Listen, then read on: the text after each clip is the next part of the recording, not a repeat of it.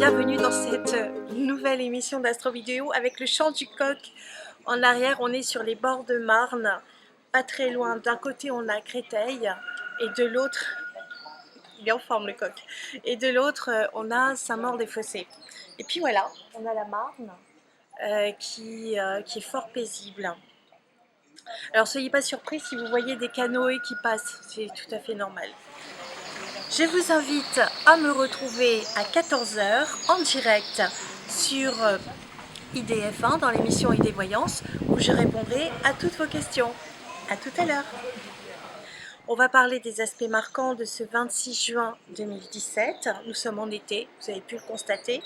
Il fait beau, on a eu une super canicule. Et puis voilà, maintenant c'est un petit peu plus calme.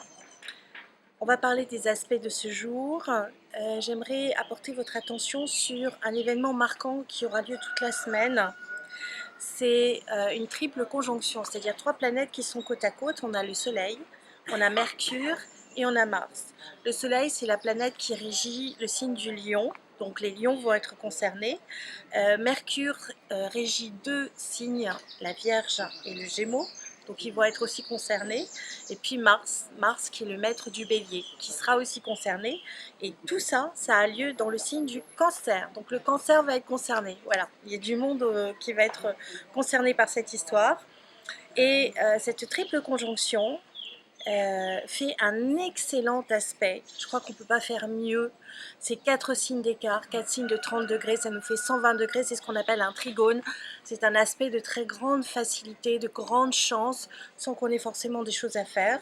Et donc il y a un très très bel aspect avec Neptune qui, elle, se situe dans le signe du Poisson. Alors c'est tous les 160 ans, Neptune en Poisson, donc elle est presque à la moitié du signe, donc on en a encore pour quelques années, puisque c'est assez long. Neptune en Poisson, Neptune c'est l'espoir, Neptune c'est la musique, Neptune c'est la compassion, ça va être la prière, c'est l'amour romantique, ce qui fait que dans les consultations en ce moment on a beaucoup d'histoires d'amour, et puis l'été, c'est un été qui est propice à l'amour, et en même temps Neptune a été très très secoué cette dernière année carrément, d'abord par le passage de Saturne qui a coupé certaines choses, donc c'était très douloureux. Il y avait un sentiment de solitude pour les poissons, pour les sagittaires aussi, puisque Saturne c'est le temps, c'est la structure, et ça coupe pour obliger à se renforcer intérieurement. Donc il y a pu y avoir comme ça un isolement. Saturne est dans le signe du Sagittaire, on en reparlera tout à l'heure. Donc Neptune a été d'abord bridé par Saturne, et ensuite maintenant il est bridé par les 2 lunes noires. Alors les lunes noires, c'est un point fictif sur le trajet de la Lune. Neptune est dans le signe du Poisson. Neptune fait donc un excellent aspect avec la triple conjonction Soleil, Mercure, Mars. Donc je vous ai donné les signes qui étaient concernés. Tout ça, c'est porteur de chance pour vous tous. Il y a de la chance aussi pour les Scorpions, enfin, puisqu'il y a un très bel aspect d'inspiration. Donc suivez bien votre instinct, ça c'est super important. Et puis ça va toucher forcément les Capricornes, puisqu'on a Pluton en Capricorne. Donc il y a beaucoup de signes, j'allais dire quasiment la moitié des signes du zodiaque, qui a une grande période de chance là, aujourd'hui. Donc n'hésitez pas à saisir votre chance aujourd'hui. Il y a beaucoup d'aspects qui fâchent aussi, qui sont douloureux. Parce que Chiron c'est la blessure ou c'est le guérisseur. Et Chiron fait des aspects qui sont compliqués. D'abord avec Saturne, donc il peut y avoir, puisque c'est à la toute fin du signe du Poisson, Chiron, donc il peut y avoir beaucoup de déceptions, un sentiment de solitude, le fait de ne pas avoir de chance en amour, par exemple. Pour les Poissons, c'est compliqué aussi. Ils seront beaucoup plus favorisés à partir d'octobre. Et croyez-moi, les petits poissons, l'année prochaine, vous serez beaucoup plus heureux. Mais en attendant, eh ben, c'est un passage un peu difficile. Il y a des aspects encore un peu compliqués pour le signe du Gémeaux. Parce qu'il y a Cérès. Cérès est un planétoïde dans l'esprit de la Vierge, du signe de la Vierge. Donc c'est comment vous allez être efficace, mais ça peut vous rendre méfiant aussi, par exemple. Et puis il y a des aspects un peu compliqués entre Chiron et Saturne. Donc là, pour le coup, on peut vraiment se sentir seul et malheureux, que ce soit pour les Poissons, que ce soit pour certains Sagittaires, que ce soit pour certains Gémeaux. Donc c'est un petit peu compliqué, surtout pour les Gémeaux qui ont l'impression de ramer, ramer, ramer.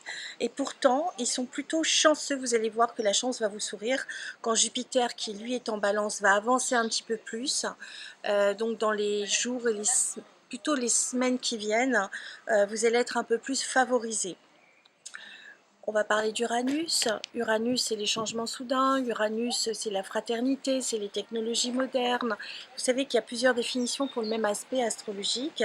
Et Uranus est à la toute fin du Bélier. Alors, heureusement, il fait un très bel aspect avec Chiron. Donc, il y a une guérison pour les Béliers. Guérison, entre guillemets. Et comme on sait que les Béliers sont chanceux, c'est conforté. Uranus en Bélier fait aussi un très bel aspect avec le chemin de vie dans le signe du Lion. Les Lions aussi sont gâtés, mais ça on l'avait dit déjà. Et puis il y a un très bel aspect avec Saturne. Donc l'aspect Uranus-Saturne est un aspect avec des planètes lentes. Qui dit lent, ça veut dire que ça a une influence pendant pas mal de temps. Ce qui veut dire que tous les changements qui vont avoir lieu à partir de maintenant, que ce soit pour les Béliers, que ce soit pour les Verseaux, que ce soit pour les Sagittaires ou que ce soit pour les Capricornes, tout ça, ça va se poser sur le long terme. Après, ça va tomber dans votre signe, dans votre thème, à un endroit particulier.